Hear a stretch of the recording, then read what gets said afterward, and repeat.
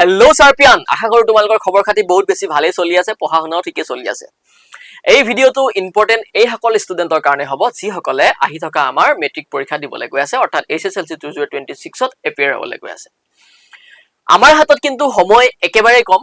এতিয়াৰ পৰাও যদি আমি গণনা কৰো, আমাৰ হাতত মাত্ৰ 3টা মাহহে পঢ়িবৰ কাৰণে আছে। মানে এইটো সেন্সত ক'ব বিচাৰিছো, আমাৰ হাতত হয়তো 4টা মাহ থাকিব পাৰে, কিন্তু লাষ্টৰ মাহটো আমাৰ কি হ'ব, আমাৰ সিলেবাস বিলাক ৰিভাইজ কৰোতে পাৰ হৈ যাব।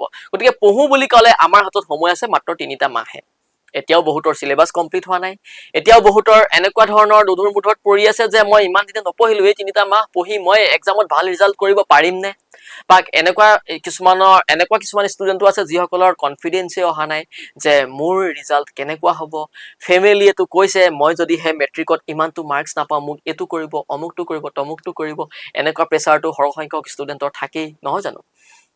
যদিহে তোমালোকে ভয় খাই আছা যে তোমালোকৰ আহি থকা এক্সামটো কি হ'ব, তোমালোকক ফেমিলিয়ে এনেকুৱা ধৰণৰ প্ৰেচাৰ দিছে, বা তোমালোকে নিজে এইটো টাৰ্গেট বান্ধি লৈছা, কিন্তু তুমি এতিয়ালৈকে একো কৰিব পৰা নাই, এনেকুৱা চিন্তাবিলাক কিন্তু মনৰ পৰা দূৰত ৰাখা। গম পাইছানে? এই সময়খিনি আমি এতিয়া ইমানেই ভালকে ব্যৱহাৰ কৰিব লাগিব, আমি ইমানেই ভালকে প্ৰতিটো মুহূৰ্ত ব্যৱহাৰ কৰিব লাগিব, যাতে আমি এই 3 মাহত ইমানেই ভালকে কষ্ট কৰি পেলাও যাতে আমি 5 মাহৰ পিছত যোনখন আমি মাৰ্কশ্বিট পাম, অৰ্থাৎ HSLC এক্সাম হৈ যোৱাৰ পিছত ৰিজাল্টত আমি যোনখন মাৰ্কশ্বিট পাম, সেই মাৰ্কশ্বিটখনত মাৰ্কছ বিলাক আমি ভবাৰ মতে আহে, তুমি ভবাৰ মতে আহে, তোমাৰ ফেমিলিয়ে ভবাৰ মতে আহে, বা তোমাৰ শুভাকাংক্ষীসকলে ভবাৰ মতে আহে। এতিয়া যদিহে তুমি 5 মাহৰ পিছত পোৱা মাৰ্কশ্বিটখনত যদিহে তুমি ভবাৰ মতে মাৰ্কছটো নোপোৱা, বা তোমাৰ মা দেউতাই, তোমাৰ ফেমিলিয়ে ভবাৰ মতে যদি তুমি মাৰ্কছটো নোপোৱা, তোমাৰ শুভাকাংক্ষীসকলে ভবাৰ মতে যদি মাৰ্কছটো নোপোৱা, তেওঁলোকে কিন্তু দোষাৰোপ কৰিব তোমাক।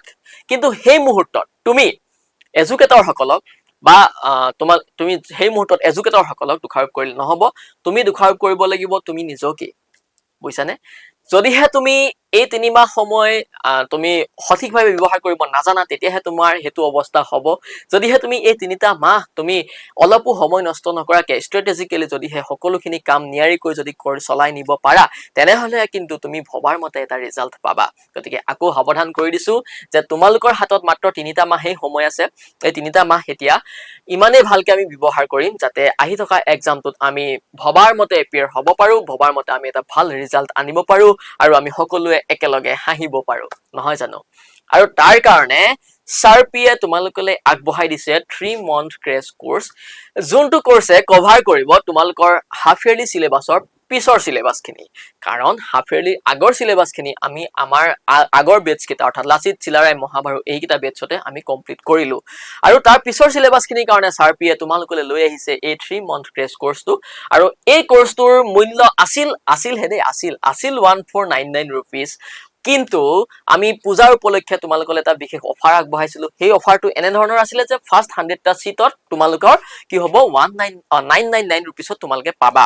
কিন্তু অলৰেডি আমাৰ 999 rupeesত 100টা সিট পাৰ হৈ গ'ল, আৰু কেইটামান সিট তোমালোকৰ কাৰণে বঢ়াই দিছো। তোমালোকৰ পেৰেণ্টছৰ ৰিকুৱেষ্ট, তোমালোকৰ ৰিকুৱেষ্ট, বহুতৰ এনেধৰণৰ ৰিকুৱেষ্ট বিলাকৰ কাৰণে আমি আৰু 2টামান সিট বঢ়াই দিছো। যদিহে তোমালোকে ভাবিছা যে আহি থকা সময়খিনি তোমালোকে শাৰ্পিৰ সৈতে একেলগে পঢ়ো, তেনেহলে তোমালোকে তলত আহি থকা আমাৰ নাম্বাৰ কেইটাত কল কৰি এতিয়াই তোমালোকে নিজৰ সিটটো বুক কৰি ৰাখা। আকৌ এবাৰ কৈছো, সিট একেবাৰে সীমিত, আৰু যদিহে তোমালোকে এডমিশন আমাৰ এই সীমিত সিটৰ ভিতৰত নোলোৱা, তেনেহলে তোমালোকে ল'ব পাৰিবা, কিন্তু তেতিয়া তোমালোকৰ প্ৰাইচ হৈ যাব 1499 rupees। কিন্তু যদিহে তোমালোকে অফাৰত ল'ম বুলি ভাবিছা, তেতিয়াহলে তোমালোকৰ কাৰণে একেবাৰে সীমিত সিট আছে, য'ত অলৰেডি আমাৰ 100টা সিট কভাৰ হৈ গ'ল, কিন্তু আৰু কেইটামান সিট আমি তোমালোকৰ কাৰণে বঢ়াই দিছো, আৰু য'ত তোমালোকে এডমিশন ল'ব পাৰিবা মাত্ৰ 999 rupeesত। গতিকে তোমালোকে দেৰি নকৰিবা। আৰু এই কোৰ্সটোৱে কি কভাৰ কৰিব জানানে? তোমালোকৰ হাফ ইয়াৰলি পিছৰ সিলেবাসখিনি কভাৰ কৰিব, তাৰ লগতে তোমালোকে ইয়াৰ কোৰ্স ৰিলেটেড যিমানখিনি আমাৰ কন্টেন্ট আছিলে সেই কন্টেন্টখিনি পাবা, তাৰ উপৰি তোমালোকে ইয়াতে কুৱেশ্যন এনসাৰ খিনি পাবা, তাৰ লগতে তোমালোকে একদম নিউ পেটাৰ্ণৰ MCQ খিনি পাবা, নিউ পেটাৰ্ণৰ কুৱেশ্যন এনসাৰ খিনি পাবা, এই সকলোখিনি পাবা।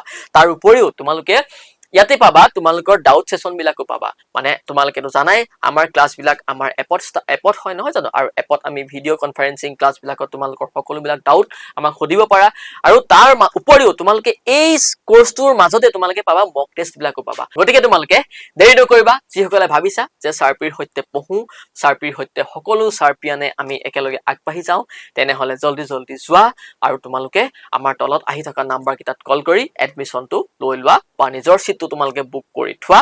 আৰু আটাইতকৈ ডাঙৰ কথাটো হৈছে কি আমাৰ এই বেটছটোৰ ক্লাছ ষ্টাৰ্ট হ'বলৈ গৈ আছে আমাৰ 10 অক্টোবৰৰ পৰা আৰু তাৰ আগতে তোমালোকে সকলোৱে এডমিশ্যনটো লৈ লোৱা 10 অক্টোবৰৰ পৰা সকলোকে আমি এপত লগ পাম এই ভিডিঅ'টোত মোৰ ক'বলগীয়াখিনি ইমানেই আছিলে আৰু সকলোকে আমি লগ পাম 10 অক্টোবৰৰ পৰা আমাৰ এপত আৰু তেতিয়ালৈকে তোমালোকে ভালে থাকা নিজৰ স্বাস্থ্যৰ যত্ন লোৱা আৰু নিজৰ কামবিলাক নিয়াৰিকৈ চলাই নিয়া তো বাই বাই